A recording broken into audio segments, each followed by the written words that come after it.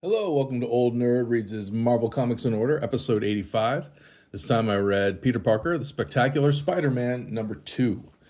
This is the January 1977 issue.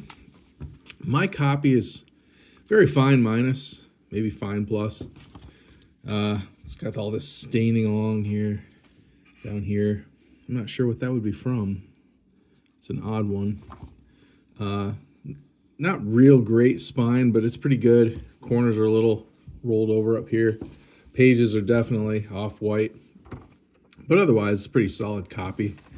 This issue continues basically from last issue, but not quite.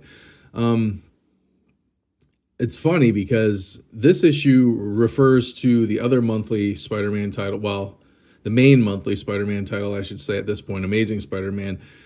This issue refers to the current same month issue of Amazing Spider-Man quite a bit, but the current issue of Amazing Spider-Man this month, which was 164 in my last video, doesn't mention Peter Parker, the Spectacular Spider-Man at all.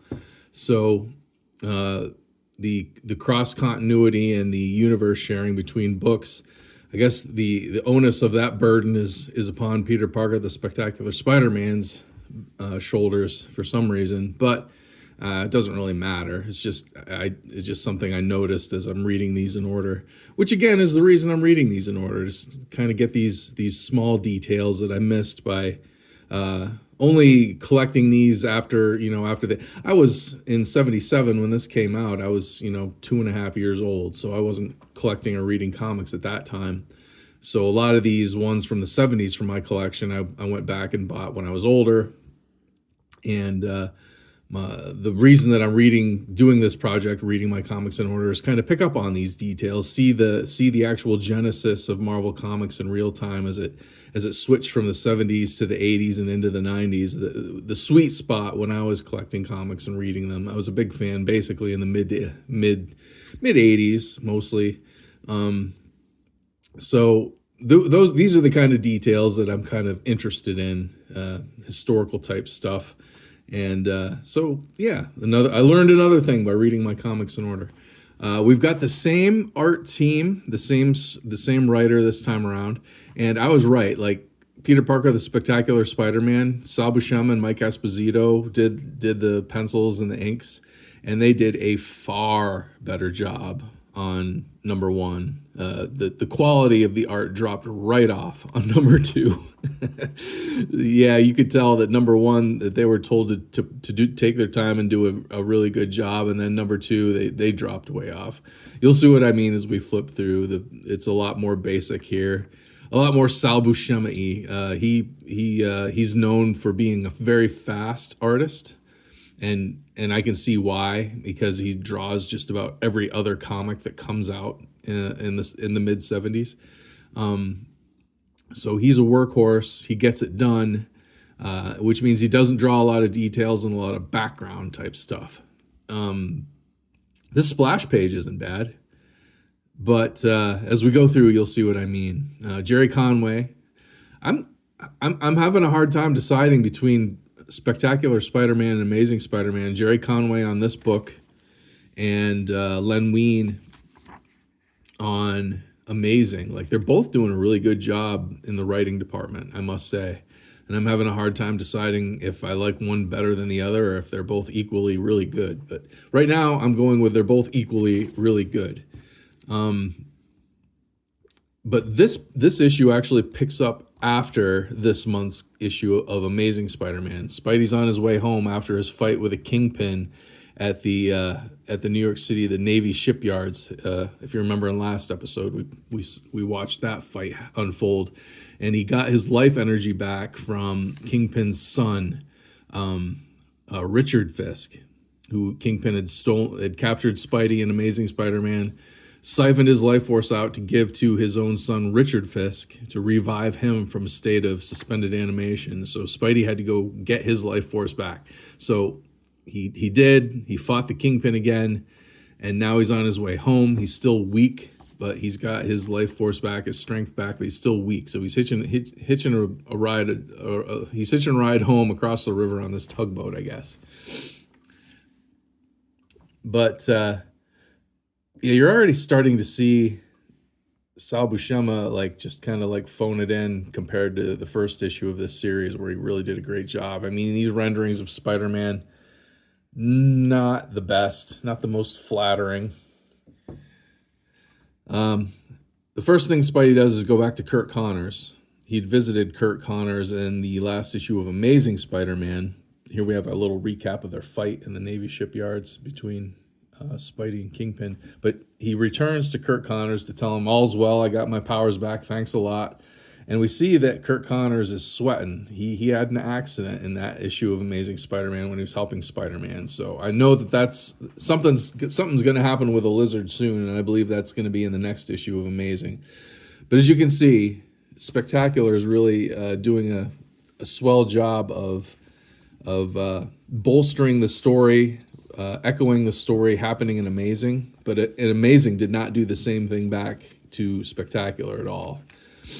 Now, maybe it will in the future. Maybe Amazing is, since that's the flagship premier Spider-Man title, Amazing Spider-Man, maybe they don't need to. Maybe they set the pace, and all the other titles, Spectacular and later Web of, currently Marvel Team Up, they can reference Amazing Spider-Man, but Amazing Spider-Man is the big guns, so it doesn't really need to reference the other two since they're Johnny-come-lately titles, if you get my drift. But here we've got a mysterious person showing up at this townhouse, this ritzy townhouse. He's got two tigers on a leash. So I guess we can probably guess who we're talking about here. It's Kraven the Hunter. I mean, the end of last issue did say Kraven the Hunter was coming. So he shows up. He's attacked by the tarantula. And the mysterious bad guy behind everything that happened last issue and is going to happen this issue, and who hired Tarantula and Kraven, shows up, and he wants to kidnap more people from the school, Empire State University or whatever, where Spider-Man got in a fight with Tarantula last issue. Spider-Man got in 2 fights with Tarantula last issue at the university, where Tarantula kidnapped the vice chancellor of the school.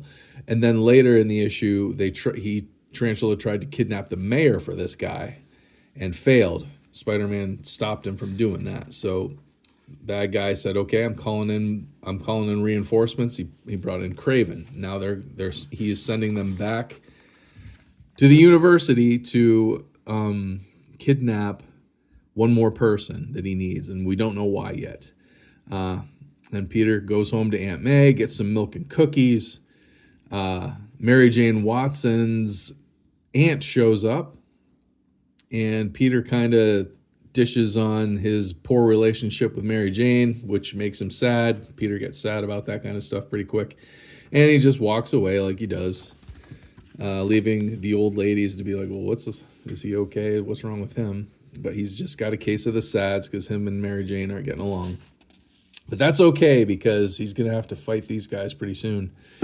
So anyway, Kraven and Tarantula and Kraven's tigers all turn up at the university again, and they're going to kidnap this guy. Still, I don't think we know why exactly. They bust in. He's a big fat guy. He's going to run away from them, but joke's on him. He's too fat to run far. They web him up. They start hauling him out. The cats are running interference, keeping the cops at bay, while Kraven and Tarantula walk a tightrope from building to building with this big fat guy in a net they're carrying. Meanwhile, Peter, he's getting Gloria Grant a job at the Bugle.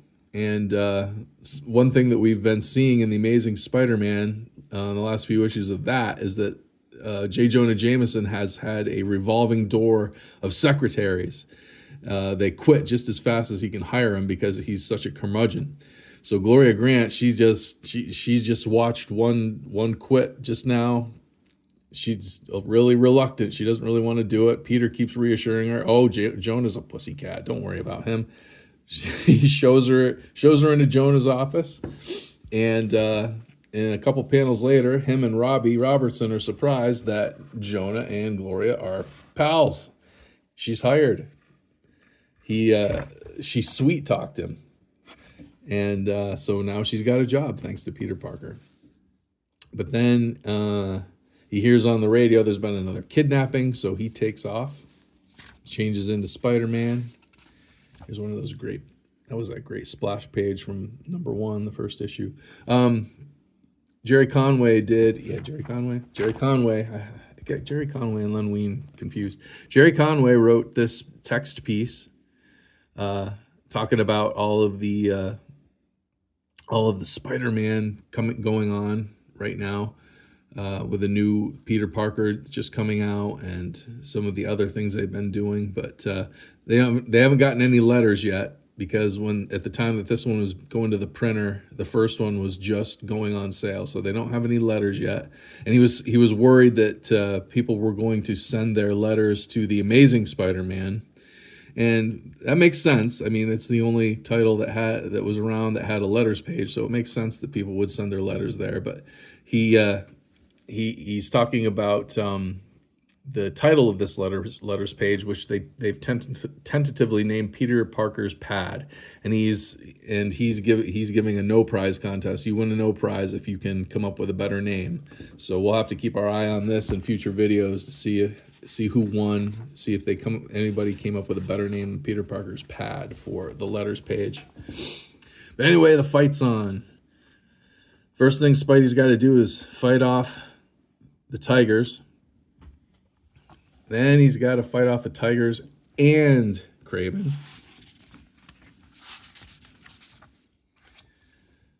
He's able to get away.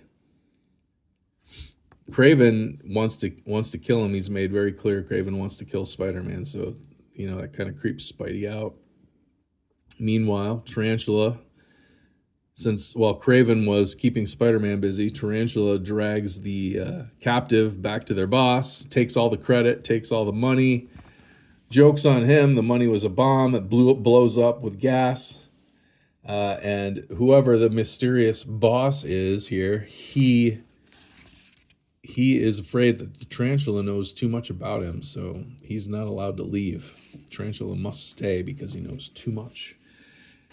Meanwhile, Kraven and Spidey battle it out in Manhattan on top of a movie theater marquee, as was shown here on the cover, this great cover. The Omen 666 must have been coming out just at that time. And they put that on the cover, but in here, you don't see what is playing now. On this marquee, they never show it. But this is pretty good. Kraven's almost got him. Got his knife. Just about to stab Spidey. Spidey gets out of the way. Barbecues Kraven. Kraven thrusts his knife right into one of the light bulbs. Fries. He gets fried. And then Spidey, he's a little disturbed that Kraven was actually trying to murder him like that. And then had such a gruesome demise. I mean, he's not dead, of course, but got electrocuted pretty bad, then fell right on the pavement. But Spider-Man's just kind of like, man, this is a little too much. But anyway, that's the end of this issue. Next issue, we're gonna find out who the man behind all this is, I think, and we're going to get a new villain called Lightmaster, and I believe Lightmaster is the person who was kidnapped in the first issue. He's going to get turned into Lightmaster somehow next issue. So that's it. That's Peter Parker, the Spectacular Spider-Man #2 from January 1977. If anybody out there listening knows more details or more trivia about this comic, please comment it down below. If you like this kind of thing, this kind of video, I do one video per issue of comic that I read from my collection. I'm reading my Marvel Comics collection in publishing date order, basically, and doing a video for each one. So if that sounds fun, please subscribe. I would love for you to give me a like. I'd love for you to share me. I really appreciate you watching, and I'll see you next time.